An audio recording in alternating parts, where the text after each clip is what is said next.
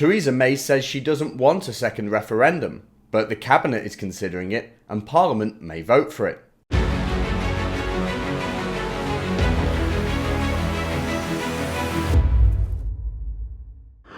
Theresa May says she doesn't want this second Brexit referendum, and she said that since day one. In fact, I think it's the only thing she's ever been honest about. I don't think she actually wants it. Who would want that on their legacy? But she said recently that a second referendum would break the trust of the British people in the politicians, and she's absolutely right. What reason would people ever have to vote ever again if the politicians betray them on this? And now the government's ruled out this second referendum, but it's not really up to them, because members of the cabinet support it anyway. In Theresa May's head, I think she thought she could just pass this withdrawal agreement deal that satisfied both Leave and Remain, forgetting, of course, that you're not meant to satisfy the people that lose in the referendum. But she underestimated just how poisonous British politics has become. She thought that MPs would, they'd support her moderate betrayal of Brexit. I don't think for a moment she actually thought there'd be so many people in Parliament who would want to completely overturn Brexit. I thought she surely would have thought they just want to overturn it a little bit and just about get away with it. But actually, it turns out a lot of Parliament just wants to completely overturn the democratic will of the people. Who'd thunk it? Her compromise deal isn't going to go through anytime soon, and Parliament is now whispering about all the other options that might be available. Now, they don't want no deal, so they hope now they've scared the public enough that we'd vote differently if a second referendum was put before us. And that's what's being discussed in May's cabinet right now, despite what she said in Parliament about not wanting it to happen.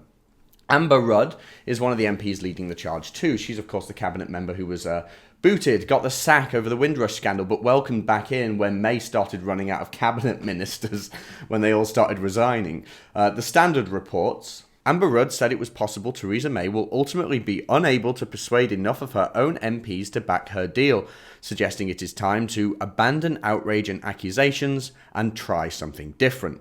Amber Rudd also said that we need a practical, sensible and healing approach for MPs around us to stop crashing out of the EU. That's what they like to call no-deal Brexit, or just Brexit. They call it crashing out because it sounds scary. And that helps with their second referendum.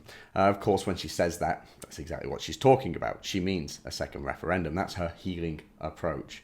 5 cabinet members in total are said to be considering this second referendum now if Parliament can't agree on a deal when it's voted on next month. And they include David Lidington. He's the one that I reported on some time back now, who was holding secret meetings with Labour and Lib Dem MPs, hoping to get them on board with the withdrawal agreement a long time ago, because he knew that his own Tory MPs simply wouldn't support it. But it also includes Amber Rudd, Philip Hammond, David Gauke and Greg Clark. Business Secretary Greg Clark has admitted that a second referendum could well be triggered, given that cabinet ministers are completely split on the issue, and Mrs May has essentially run out of new people to keep sticking back in her cabinet. And with pressure from the Labour side, even from former Prime Minister Tony Blair, I don't see any reason why this couldn't happen with that pressure. Parliament could easily vote for a second referendum and the betrayal would be complete, because you shouldn't expect a referendum choice between deal or no deal. That would be the sensible one if there's going to be any kind of referendum. I don't think there should be, but that would be the most palatable, I suppose. Really, you should expect a choice between Remain, deal or no deal, essentially splitting the Brexit vote and allowing Remain to win. That's how the scam works. A second Brexit referendum is clearly on the cards now, and it's important to understand why and how this is a scam. The government tells us they've ruled out this referendum on the final terms of Brexit, but can we really believe them? Can they really rule that out? See, this isn't about greater democracy like they like to tell us. They tell us it's about having more democracy, having another say. In fact, this isn't about letting people change their minds either. This is about manipulating and scamming the people. We're told that we've had 2 years to see how Brexit works. For 2 years, we've seen that Brexit simply doesn't work. But here's the thing, the open air secret.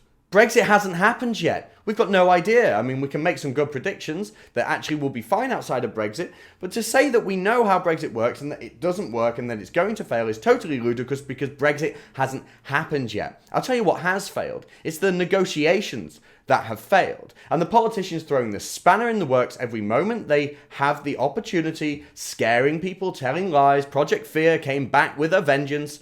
That's how they scam you. They scare you into thinking Brexit doesn't work. They tell you, see, look, this never worked, but don't worry, stupid people. You can have another opportunity. You can vote a different way.